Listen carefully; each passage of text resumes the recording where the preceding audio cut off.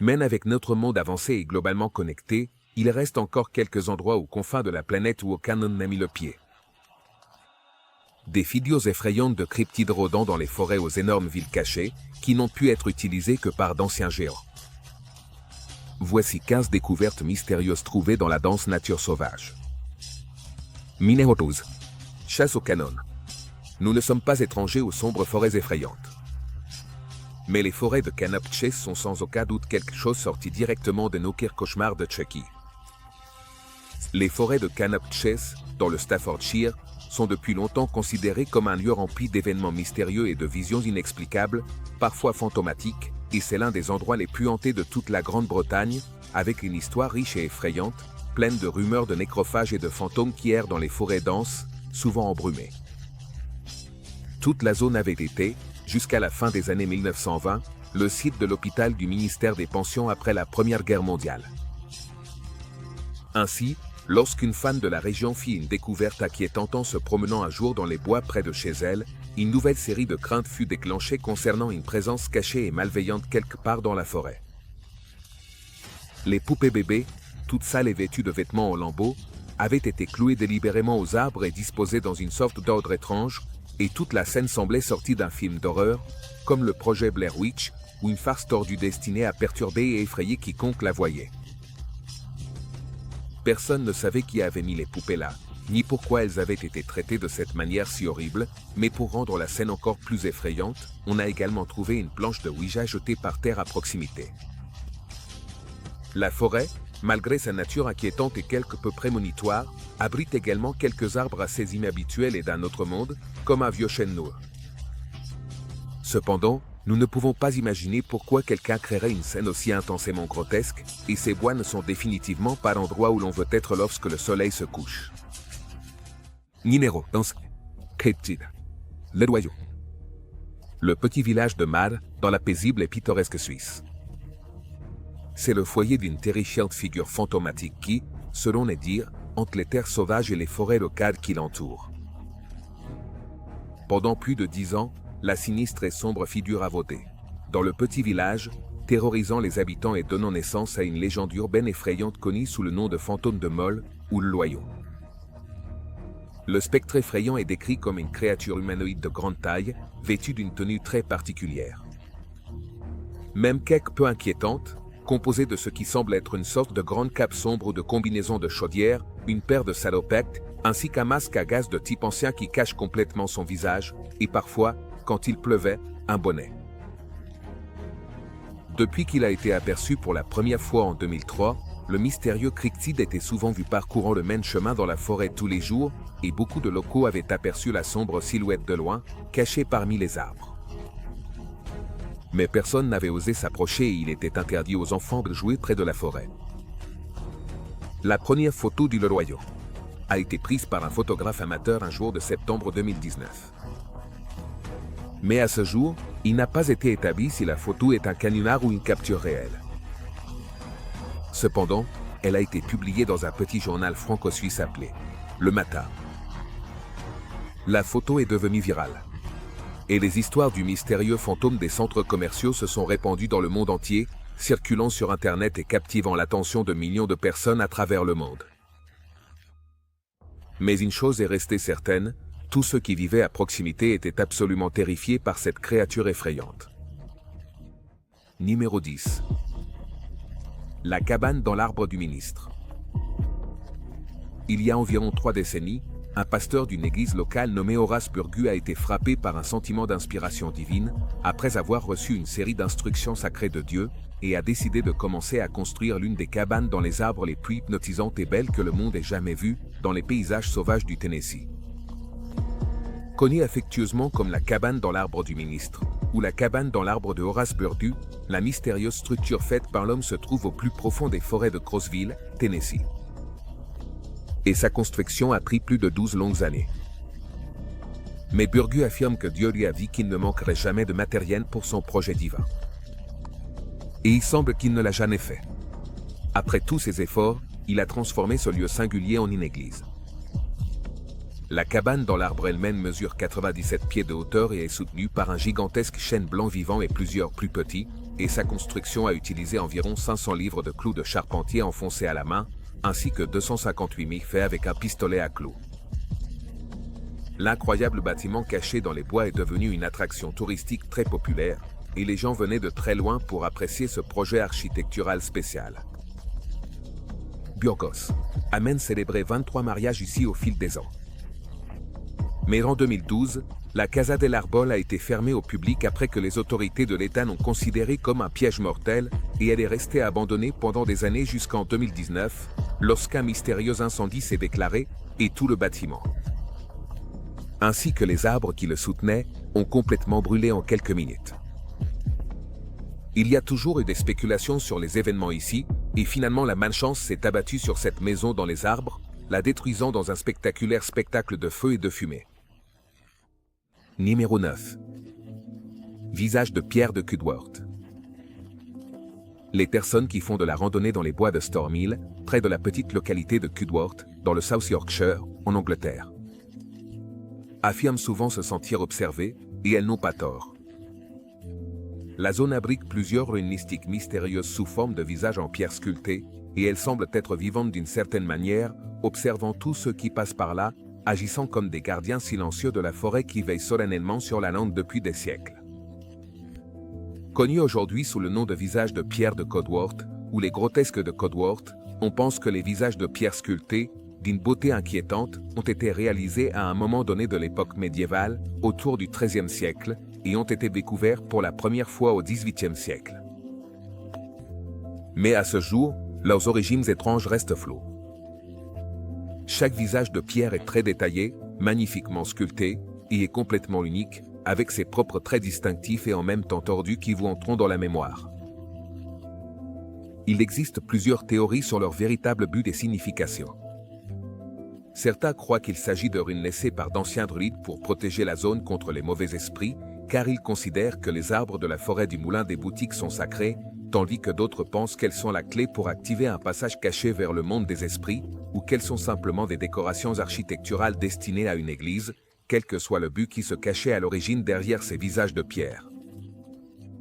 Nous ne pouvons pas nier l'air sinistre et effrayant qui entoure ces visages de pierre maintenant couverts de mousse, et en contemplant leurs traits de pierre, il est clair que quelqu'un a autrefois consacré beaucoup de temps et de soin à créer ces étranges gravures.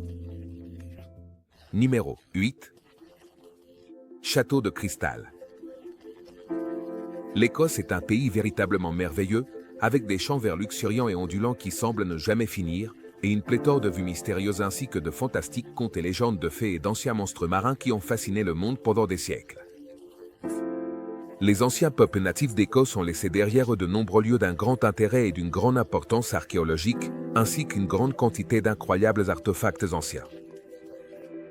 Mais peut-être l'une des plus intrigantes de toutes ces anciennes merveilles qu'ils ont laissées derrière eux sont ces énigmatiques forts de pierre vitrifiées dans la nature écossaise.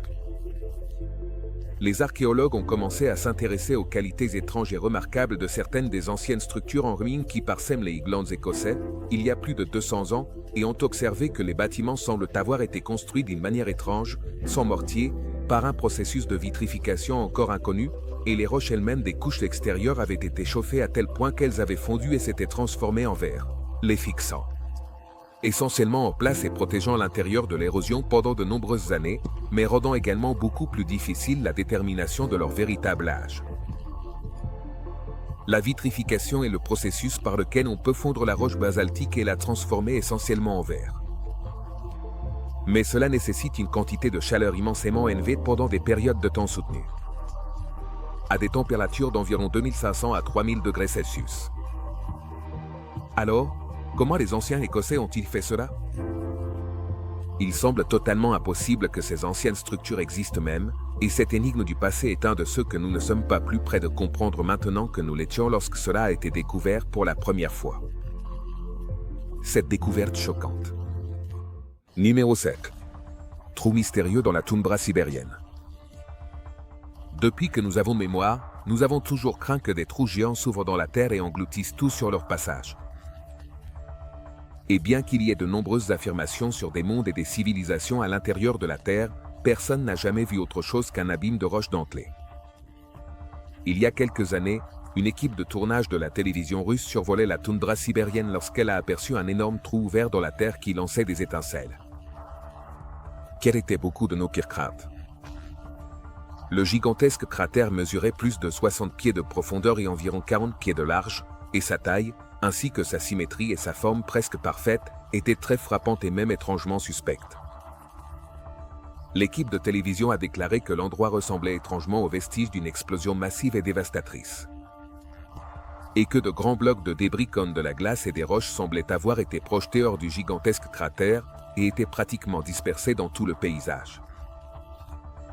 Le trou n'est pas le premier de ce type à avoir été aperçu dans cette région sauvage et reculée, mais beaucoup d'entre eux semblent être situés près de zones naturelles riches en pétrole et en gaz. Depuis leur découverte initiale, de nombreuses théories ont émergé sur ce qu'ils étaient et comment ils ont été créés. Parmi lesquelles qu'ils pourraient avoir été causés par de grands impacts de météorites et être restés non découverts mais présents ici pendant de nombreuses années, ou plus inventives, qu'ils pourraient être d'anciens sites d'atterrissage d'ovnis où les entrées secrètes s'effondraient vers des installations souterraines cachées. Numéro 6. Ville des géants. L'existence de géants à un moment donné de notre histoire est quelque chose qui reste très discuté de nos jours. Mais dans la dense jungle équatorienne, on a trouvé quelque chose qui pourrait faire pencher la balance en faveur de l'existence réelle des géants. En 2012, un groupe d'explorateurs et de chercheurs explorait une partie reculée de la vaste forêt amazonienne dans le pays de l'Équateur, lorsqu'ils sont tombés sur ce qu'ils croient être une structure ancienne tout simplement énorme, qui semblait être une sorte de complexe semblable à une pyramide cachée dans les profondeurs de l'épaisse végétation. Nous savons que ces luxuriantes forêts tropicales ont été le foyer de nombreux peuples différents pendant des dizaines de milliers d'années. Et beaucoup de ces tribus ont des légendes mystérieuses qui parlent d'une race disparue de géants qui auraient autrefois parcouru la Terre. Mais, pourrait-il vraiment y avoir un fondement à ces histoires incroyables? Et cette découverte récente pourrait-elle ajouter du poids à la théorie selon laquelle des humanoïdes colossaux ont existé, ici autrefois et ont été responsables de la création de ces fascinantes structures? L'équipe a commencé à penser que le site pourrait être la mythique cité perdue des géants, une légende régionale équatorienne bien connue parmi les indigènes. Les gigantesques murs de la structure ont également été construits avec plusieurs centaines d'énormes blocs de pierre de forme irrégulière, chacun pesant environ 2 tonnes. Étant la conception de la construction que les artefacts pointent vers une culture pré-incaïque collée. Actuellement, les habitants locaux continuent de craindre ces lieux et évitent de s'en approcher car ils croient que des forces surnaturelles gardent ces anciens sites. Numéro 5. Piliers de sel. La plupart des gens associent probablement les glaciers à un climat extrêmement froid et neigeux. Ils les imaginent comme d'énormes morceaux d'eau gelée qui se déplacent lentement à travers le paysage. Mais dans un endroit spécial, au cœur de la nature iranienne, on peut trouver un type différent de glacier. Ces glaciers multicolores étranges, et quelque peu d'un autre monde, ne fondent même pas sous le soleil brûlant du désert et sont souvent remarquablement grands. Certains d'entre eux mesurent plus de 1800 pieds de hauteur et se déplacent à une vitesse d'environ 2 mm par an. Ils ne sont pas faits d'eau, mais de dalles solides de sel, et contrairement aux glaciers de glace normaux, ils ne se forment pas à la surface de la plante. Seule l'impressionnante chaîne de montagnes des Agros, en Iran, abrite plus de 130 de ces étonnantes dômes et glaciers de sel. Actuellement, une grande partie de l'emblématique golfe Persique repose sur une ancienne couche de sel. Ce sel provenait d'anciennes eaux marines, lorsque ce qui est aujourd'hui l'Iran était le site d'un océan que profond d'eau salée, qui s'est évaporé il y a environ 540 millions d'années. Avec le temps, la couche de sel a été ensevelie par couche après couche de sédiments, finissant par être complètement enterrée. Mais parfois, la mer salée enterrée commence à s'élever de son lit souterrain, en raison de la pression, et monte ou flotte jusqu'à la surface, en raison d'une force connue sous le nom de flottabilité, donnant lieu à ces structures étonnantes. Ces piliers sont sans aucun doute certaines des choses les plus hallucinantes que vous pourrez voir dans la nature isolée. Numéro 4. Les flèches géantes. Traverser des landes interminables et des paysages vierges peut être compliqué, même en avion. Et nous sommes sûrs que les pilotes souhaiteraient parfois avoir des flèches pour leur indiquer la bonne direction. Et il se trouve que quelqu'un a également eu cette idée. Pendant de nombreuses années, des personnes à travers toute l'Amérique ont découvert quelque chose d'étrange en faisant de la randonnée. Et maintenant, ces formes gravées à travers la nature sauvage américaine ont été aperçues sur des images de Google Earth. Les formes mystérieuses sont des flèches géantes, parfois allant jusqu'à 70 pieds de longueur. Et elles ne semblent pas pointer dans une direction particulièrement importante. Certaines sont situées dans des endroits apparemment impossibles à localiser et très éloignés de la civilisation. Et chaque fois qu'une nouvelle est découverte, beaucoup de gens restent perplexes quant à qui les a mises là et quel est leur véritable but. Certains croient qu'elles ont été placées là par la NASA ou qu'elles pourraient être une façon de guider les extraterrestres vers des lieux d'atterrissage proches.